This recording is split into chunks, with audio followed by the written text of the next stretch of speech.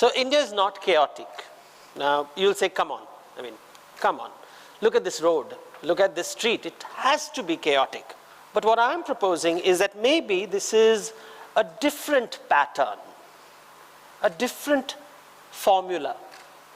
Look at this, and let's study patterns for a bit. And to study patterns, you have to see something which is traditionally Indian. It's called a rangoli or a kolam in South India. It's basically a pattern that is created by women outside the house every morning. It's a very simple pattern. There are dots, and you have to take a line around these dots. And a good pattern includes all these dots. It's preferably radially symmetrical. Now, what happens to this pattern? When you have more dots, the pattern gets far more elaborate and complex. Every day, the same dots can be joined differently.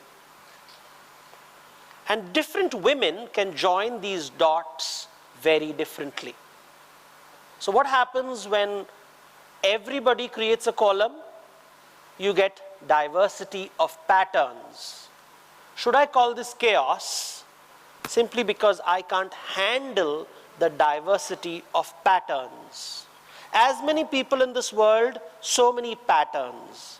None of these patterns are fixed. They change every day. The same dots can be joined differently. I can keep increasing the number of dots in my life. I can keep increasing my ability to join the dots in different ways. And therefore, my patterns keep transforming. Our mind is something like that. Our mind is a pattern. The dots are the data that you have, the information that you have, the knowledge that you have. And the line is what you draw to transform it into wisdom. And wisdom is not static. It will keep changing when you have more dots. When you realize that the same dots can be joined differently. And most importantly, when you start appreciating that different people join the dots differently. And that's what creates multiple patterns. And that's what some people consider chaos. Look at this, for example. This is a road sign in America. Very organized, very systematic. When you travel to the US, it's fantastic. It's in English, it knows exactly where you want to go. We consider this order. Now you travel to China. There are road signs there, very clean, very organized. But as an English-speaking person, I feel excluded. And suddenly I realize that in America, a Chinese-speaking person would feel excluded. And suddenly the pattern, while organized, now seems very exclusive. It's not inclusive. And I say, hey, what I thought was organized is actually not inclusive. And somehow I start doubting the quality of the pattern. So I say there should be bilingual indicators, like in Tehran. Look at this. 2 languages, a little bit more inclusive. So now I shall go to India and I find quadrilingual indicators. Is it even more inclusive? There is English, there is Urdu, there is Kannada, there is Hindi. But still is not good enough for India because we have 17 languages. So how will you create the perfect indicator for India which satisfies people who read 17 different languages? And keep in mind, 30% of India is not literate. So suddenly the pattern that you'll create will look chaotic to someone who feels unilingual indicators are order. You see, one is always more efficient. The question is, one is always more efficient. And efficiency demands exclusion. Who do you exclude? China has the benefit of a single script, the Mandarin script. We don't have that benefit. European Union is struggling to unite 25 languages. And so you create a currency note that can barely accommodate 2 scripts, Latin and Greek, and creates the illusion of uniformity. We don't have that. Who are you willing to exclude in order to create an efficient system? In India, we refuse to exclude anyone. Anyone who excludes is rejected as an intolerant person in our society. So we say, okay, fine, you have diversity, so let's create clean borders so that we can define everybody's in neat categories. Like this beautiful road somewhere in Europe. There is a road for the car, there is a road for the bicycle, and there is a road for the pedestrian. Observe carefully, there are no pedestrians. This is an Indian road. Chaos. What if I say this is lanes with negotiated boundaries? Does it become still chaotic? Look at it differently. We forget one thing, that those neat lanes with bicycle lanes is in a country with 5 million people where 80% belong to the same ethnicity. India has 1,200 million people where less than 40% speak the same language. And the remaining 60% speak over 15 languages. In such a crowded country, not just crowded, extremely poor country, who decides the boundaries? The rich or the poor?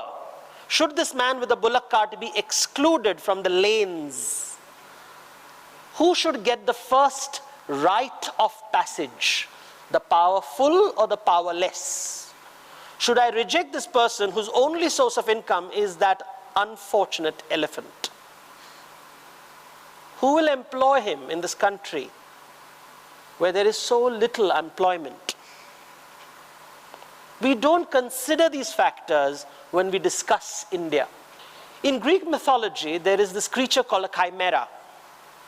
Look at this creature carefully. It's neither a lion, nor a serpent, nor a goat. It's a monster.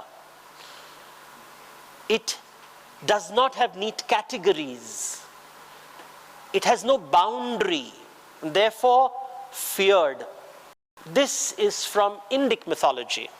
Is it a monkey, a human, a horse, a bird? What is it? But we don't call this monster, we call this God. The boundary is blurred and it's perfectly fine. This comes from European mythology, the notion of Chaoskampf. Get rid of chaos, create order by destroying the monster. This could be St. George and the dragon. You see this image in Lord of the Rings. Destroy the monster, create order. Let there be neat categories, let there be wonderful boundaries that everyone respects. But in Indian mythology, you have a very different concept. It's called Uddhar.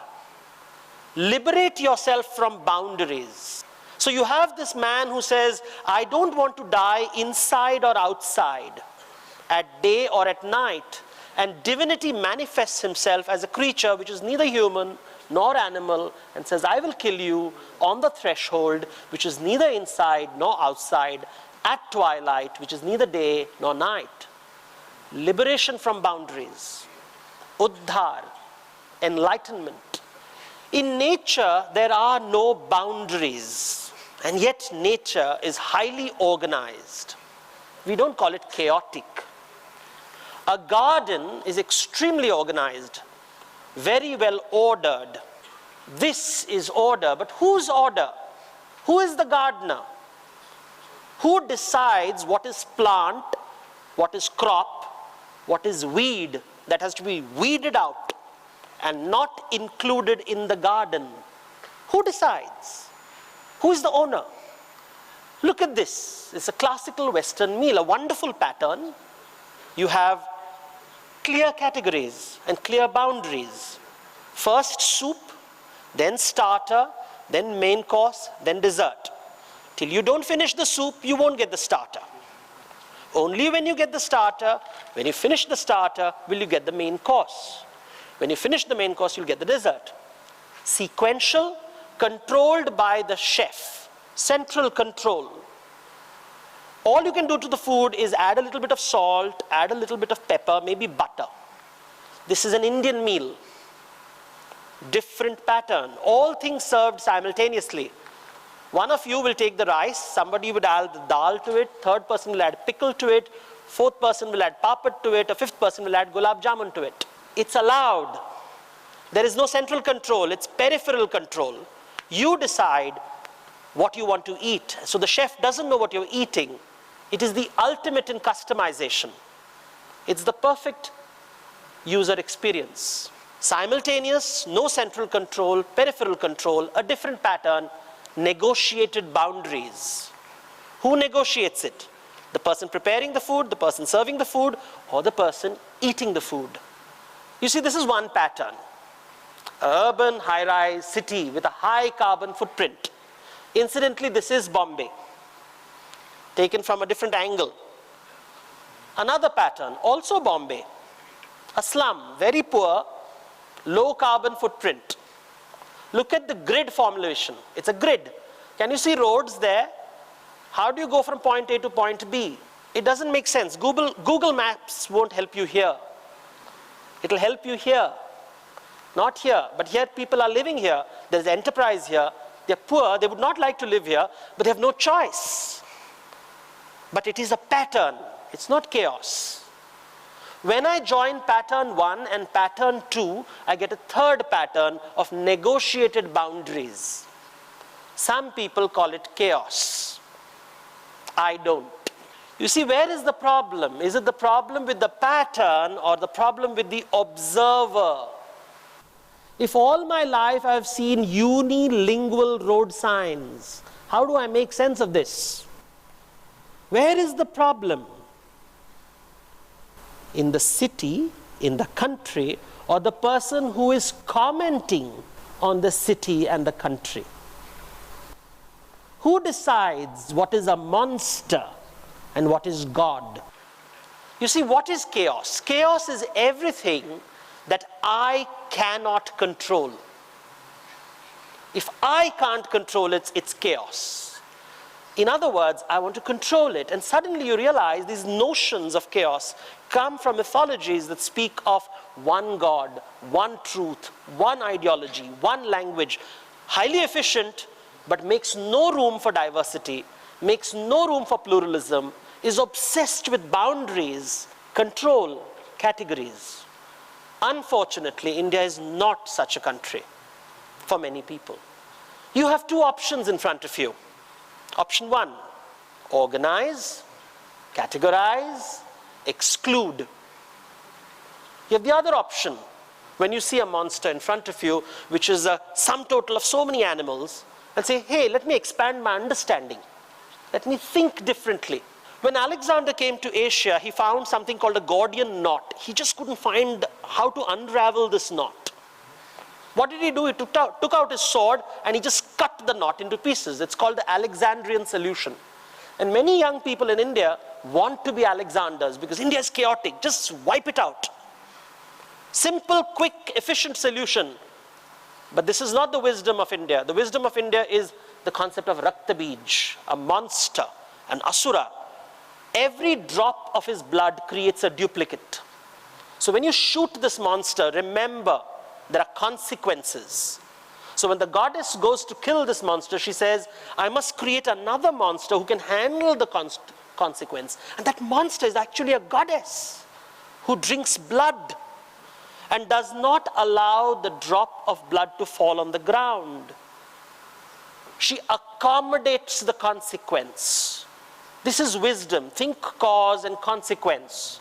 Don't be in a hurry because impatient solutions spawn more problems. And trust me, India has seen many impatient solutions. So the conclusion, if you start thinking chaos, you'll be obsessed with seeking control. But if you think pattern, you will find answers. So it's up to you to choose. You choose what you want.